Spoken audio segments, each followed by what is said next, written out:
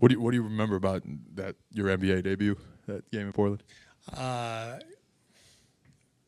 Yeah, I mean, I think it was. I know it was my first basket. That's what I don't. Was it my very first game that I ever played? Yeah. So Raymond did his homework today. About time. Yeah, I was so nervous, and first NBA game, and we were getting killed, and as the lead or the deficit grew, I thought, oh, I might get in tonight, and yeah, so got in fourth quarter. I think I played 5 or 6 minutes. Hit a big corner three to cut it to 30, as Raymond said, and I thought we were going to carry the momentum forward and come back and win, but it didn't work out. Feel good to get that first one off your back? Yeah, that was fun. After the last 3 weeks from Hawaii through 6 preseason games, how do you describe this group, this team? Deep. First thing that comes to mind, just a deep team. Everybody deserves to play. Not everybody can, obviously. My gut is we're going to look at a lot of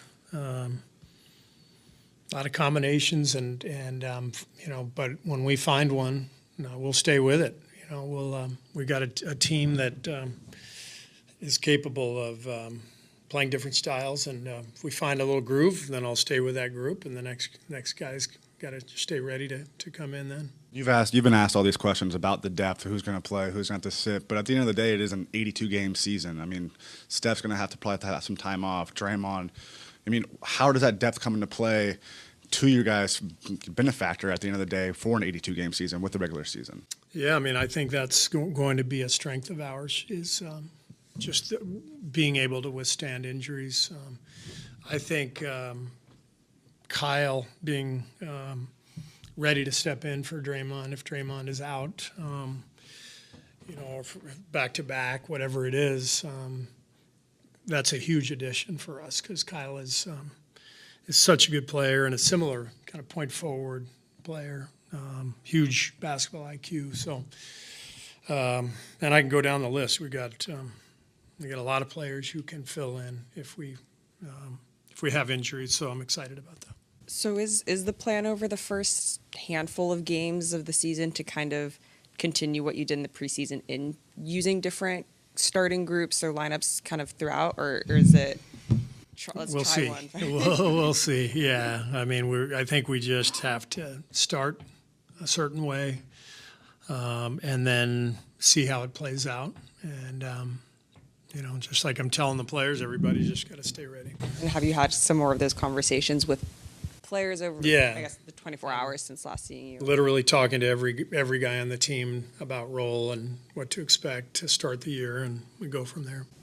Kind of following up on that, do you expect at any point that you'll get a regular starting unit, or with the depth, do you see that kind of being so flexible throughout the year? I'd like to have one starting lineup for the whole year, and hopefully the group that I start tomorrow becomes our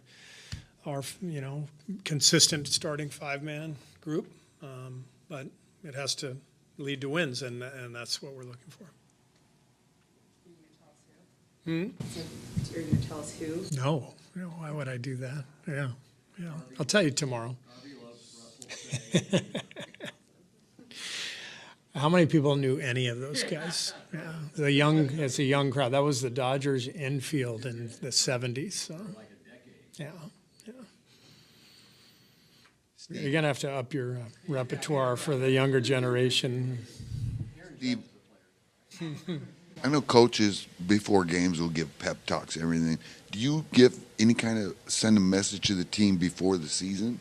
Any kind of pep talk, or is it just? It's not Newt Rockne. Anybody know who Newt Rockne is? It's not like that. But, I mean, I talk to these guys every day individually as a team. Some days it's more animated than others, but 82 games, you can't give them a TED talk every day. So you really have to pick your spots and as the season unfolds.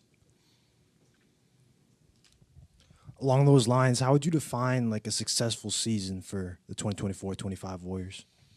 A successful season. I want to number one, be in the playoffs. Like that's our goal, is to get there, and then our next goal is to do damage, and our goal after that is to win the West. Our goal after that is to win the championship. So those goals are all in play in my mind. At the end of the season, regardless of what happens, it's not for me to tell you if it was successful or not. It's for you guys to write. We know what we're looking for. But we also know we can't sit here and give you statements that you can then, put in headlines and use halfway through the year and, use against me. So it's modern day sports, modern day championship rings culture.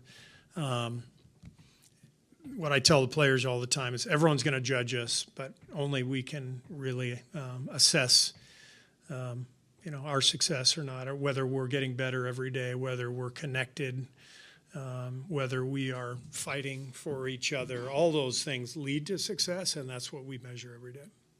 Then after seeing some of those newcomers throughout the entire preseason, how have they fit into your vision for this team?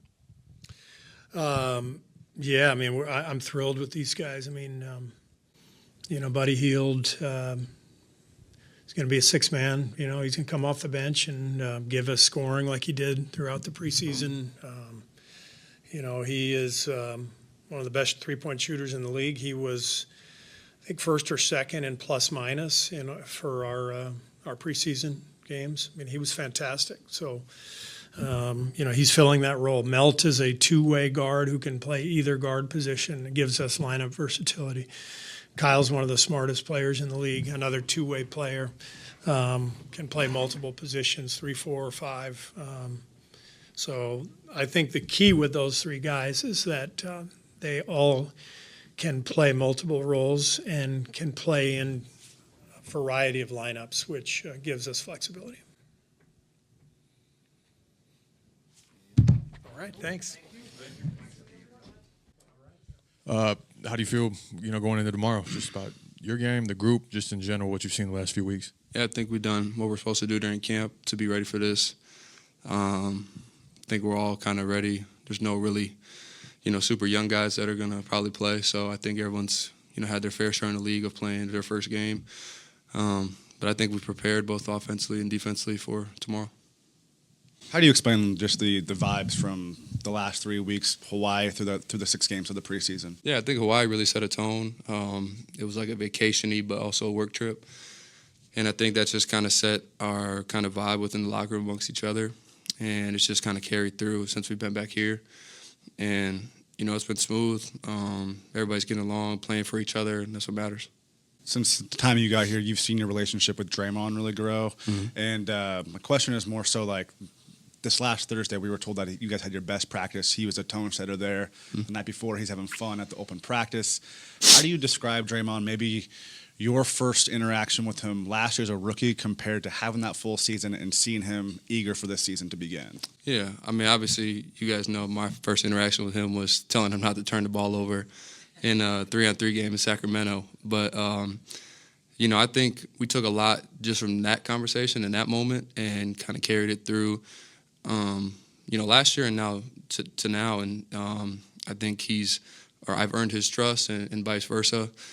And, I think in terms of the energy he's bringing consistently now, I just feel like there's just like new life to him. He knows it's a new season. Obviously, going through the suspension last year and games missed, it's hard to kind of get your mind back right after something like that. So I think he's done a great thing during the summer, and it's kind of carrying into now of just, being there for everyone else. What are the internal feelings of sitting on the eve of game one of your sophomore year versus a rookie season? Not knowing what to expect. I feel like last year going into game one, I thought I knew what to expect just based on preseason. I was like, this is kind of like preseason. But then, you get to your first game and the vibe and just the arena is different. Obviously, in this case, we're on the road now instead of at home. But for me, just kind of knowing what I bring to the table and knowing what's asked of me. Last year at this time I wasn't playing. I didn't play in the first game last year.